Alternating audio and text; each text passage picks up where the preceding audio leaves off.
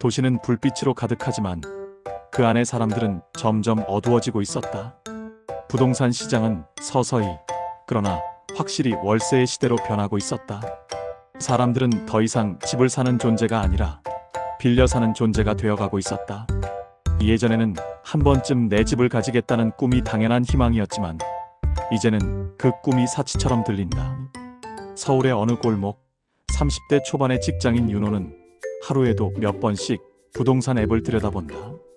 그러나 오르는 것은 월세뿐이다.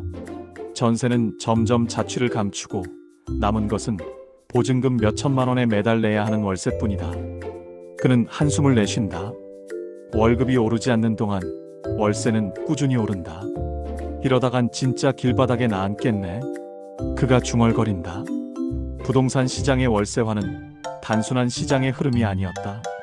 그 뒤에는 복잡한 구조가 있었다.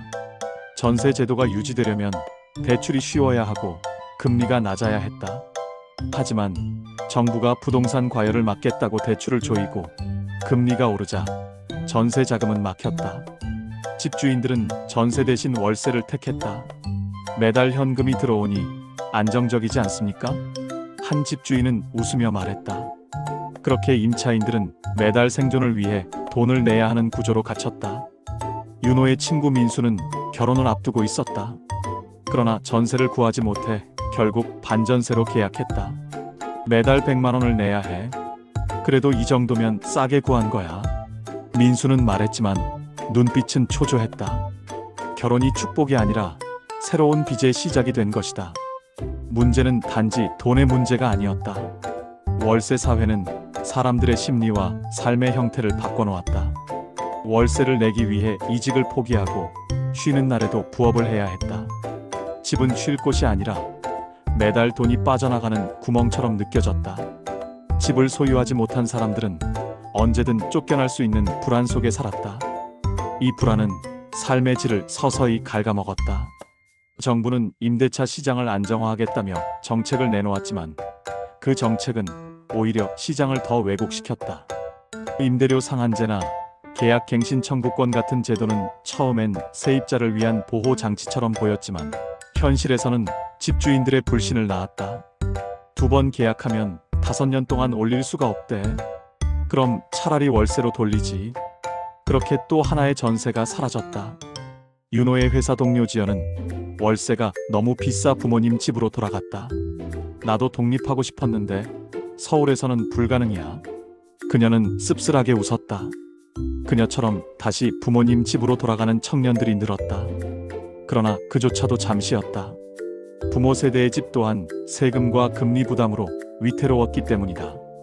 도시 외곽으로 밀려나는 사람들, 그리고 중심에 남은 사람들은 점점 계급화되었다. 집을 가진 사람들은 아무 일도 하지 않아도 매달 돈이 들어왔다. 반면 집 없는 사람들은 아무리 일해도 돈이 빠져나갔다. 자산의 불평등은 소득의 불평등보다 훨씬 잔혹했다. 그럼에도 정치인들은 주거 안정을 위해 노력하겠다는 말을 반복했다.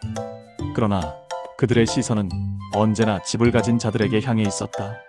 세입자의 고통은 표면적인 통계로만 존재했다. 국민의 주거 부담 완화라는 구호는 들렸지만 현실은 점점 반대로 흘러갔다. 윤호는 퇴근길 버스 안에서 창밖을 바라보았다. 불빛이 반짝이는 아파트 단지들이 끝없이 이어졌다. 그곳에는 따뜻한 가족의 웃음 대신 대출과 월세 고지서가 있었다. 그는 문득 생각했다. 이 도시는 점점 우리 같은 사람을 밀어내고 있구나. 그의 손에는 커피 한 잔이 들려 있었지만 마음은 차가웠다. 매달 월세를 내고 나면 남는 돈이 얼마 되지 않았다.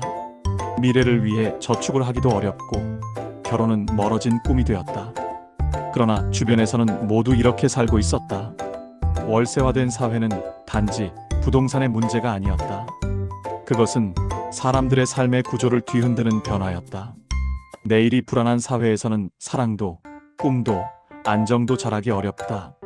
집이 단지 머무는 공간이 아니라 생존의 조건이 되어버렸기 때문이다. 밤이 깊어가자 윤호는 마음속으로 다짐했다. 언젠가 나도 내 집을 가지리라. 하지만 그 다짐은 바람처럼 흔들렸다. 왜냐하면 이 사회는 이미 월세의 구조로 완성되어 있었기 때문이다.